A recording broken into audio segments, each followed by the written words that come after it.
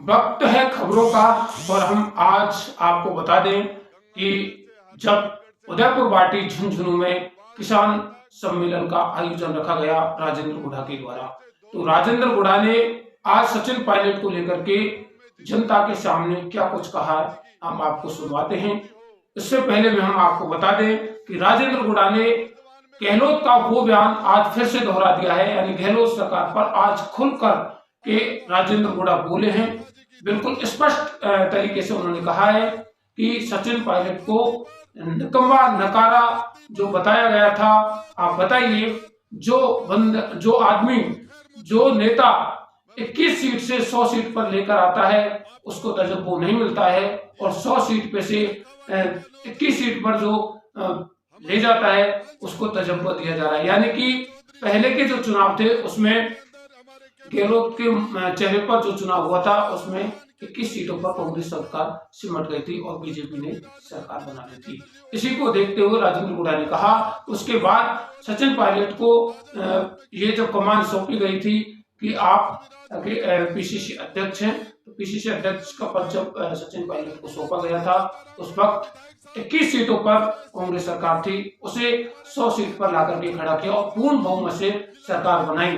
तो आज हम इस सरकार में बैठे हैं, पूर्ण बहुमत की जो सरकार है ये सचिन पायलट जी की ही देन है, ये राजेंद्र गुढ़ा ने कहा है। तो देखिए हमारी खास रिपोर्ट, राजेंद्र गुढ़ा ने क्या कुछ कहा। हिंदुस्तान के नौजवान की आवाज वाल्मीकि समाज से लेके ब्राह्मण समाज तक 36 कौम के नौजवान और बुजुर्गों की,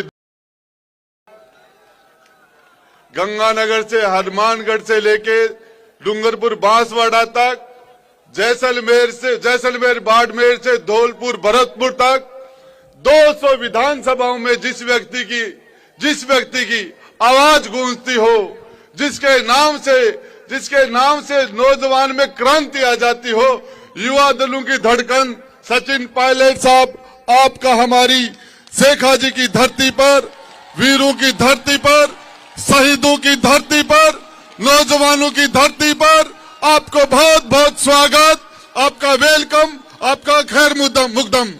मैं बताना चाह रहा हूं पायलट साहब आपको, ये शेखावाटी का नौजवान, ये राजस्थान के अंदर, ये जिस समय ये राजस्थान का नौजवान पहली बार जैसे कोई सरपंच का चुनाव होता है, जैसे कोई पंच का चुनाव होता है, और उस तरीके से एक एक मोहल्ले के अंदर, एक एक वार्ड के अंदर ये आवाज है कि हमारे राजस्थान के तकदीर का फैसला सचिन पायलट साहब करें।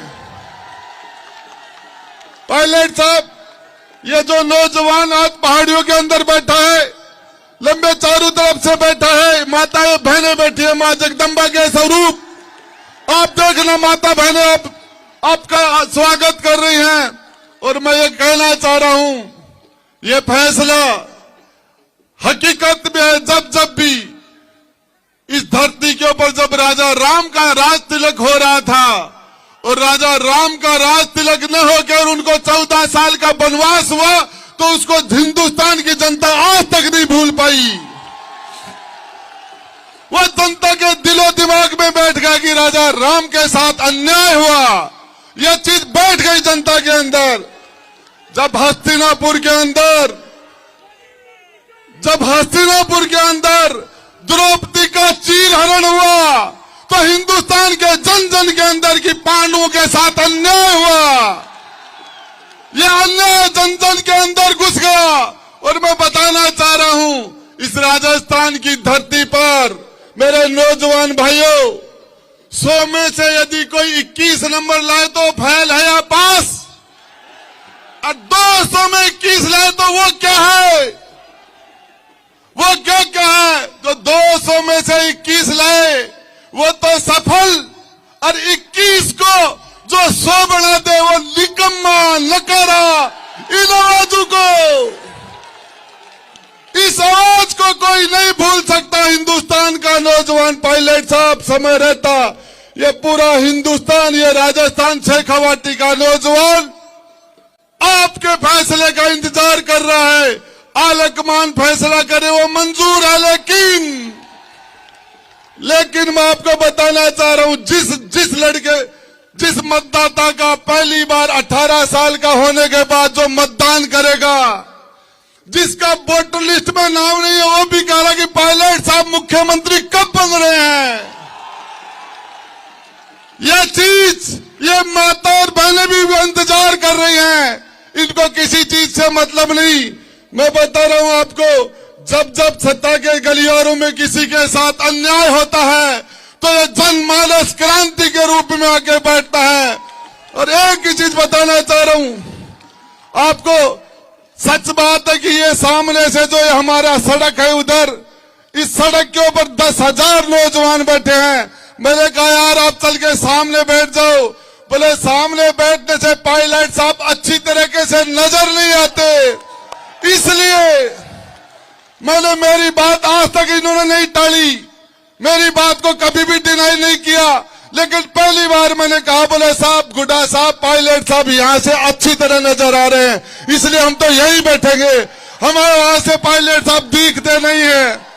ये तो मैं आपको बताना चाह रहा हूं शेखावाटी के नौजवानों, केंद्र की सरकार ने अग्निपथ के अग्निवीर के रूप में इस नौजवान के साथ तो अन्याय हुआ, नौजवान बेरोजगारों के साथ अन्याय हो रहा है।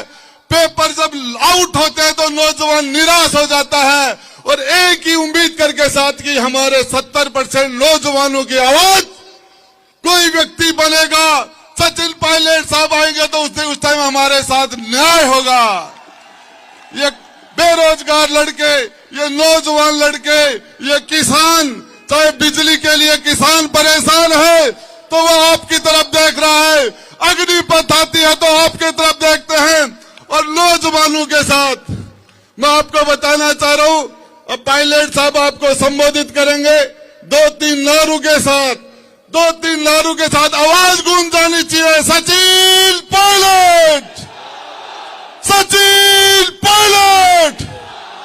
उधर से आवाज नहीं आ रही है, सामने से उधर से सचिन पायलट, सचिन पायलट। पीछे से आवाज नहीं आ रही है, सचिन पायलट। तो बोलो बस्ती माता की।